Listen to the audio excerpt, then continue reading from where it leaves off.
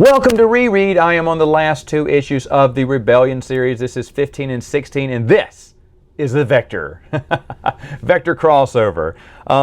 Vader basically is wondering if Celeste Morn if she still survived on that planet that he left her stranded in during dark times. If you're reading chronologically, not too much time has passed. I'd imagine 15 years or so.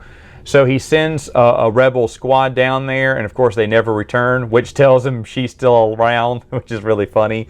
Celeste Morn still wearing the amulet, still possessed, or keeping the ghost of this very powerful Sith at bay, taking one for the team, as they say. But when Luke, Leia, Han, Dina, the clone trooper, who I don't care about, all go on the planet, of course everyone dies. The clone trooper will eventually die. Dina makes it safely onto the ship because they want to see if anyone wants to pick up and use Dina. Spoiler alert, they won't.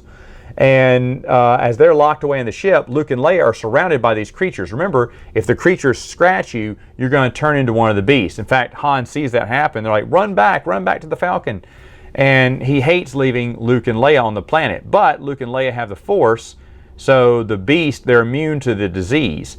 And the Sith ghost can feel how powerful Luke is. And so he really wants to be, he really wants Luke to own him. Because he has delusions of grandeur of him and Luke ruling the galaxy and everything. Just like him and Vader, just like him and anyone else that he's come across.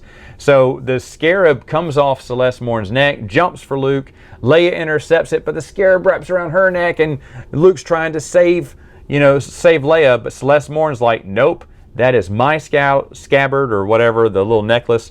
She yanks it off. Leia snaps it back on herself, says, you're stuck with me. And she tells Luke and Leia they can leave. And Han flies down the Falcon and has Chewie, hoist them up. They don't land because there's all those creatures are still there. They're not attacking, they're just there. And so they just get away. And as they get away, something is going on with Vader. Like they ride right past him. Lord Vader, what do we do?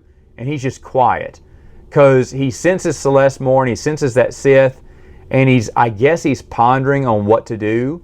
Did it infect my son? Is everyone okay? But he just lets them escape. Now I'm okay with this in a way because his encounter with the Sith amulet, gave him, he would finally have the power to destroy the Emperor. And it's possible that Vader was contemplating like, boy, that offer's still tempting, but I would not be my own master. But I could really take down the Emperor because over the past couple of years, he's been a real jerk. So I get that Vader would be distracted and that Luke, Han, and Leia would all get away. That makes sense to me.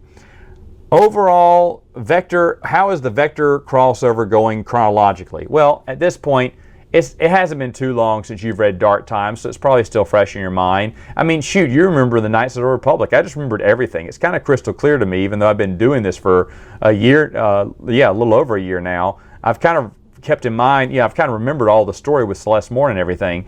And I mean, I'm excited to see it conclude. It won't be for a very long time till I see that. But does it fit with Rebellion? No, this sounds like just a different story. They'd wrapped up all their storylines, and this is just one more story arc. It's not continuing the series.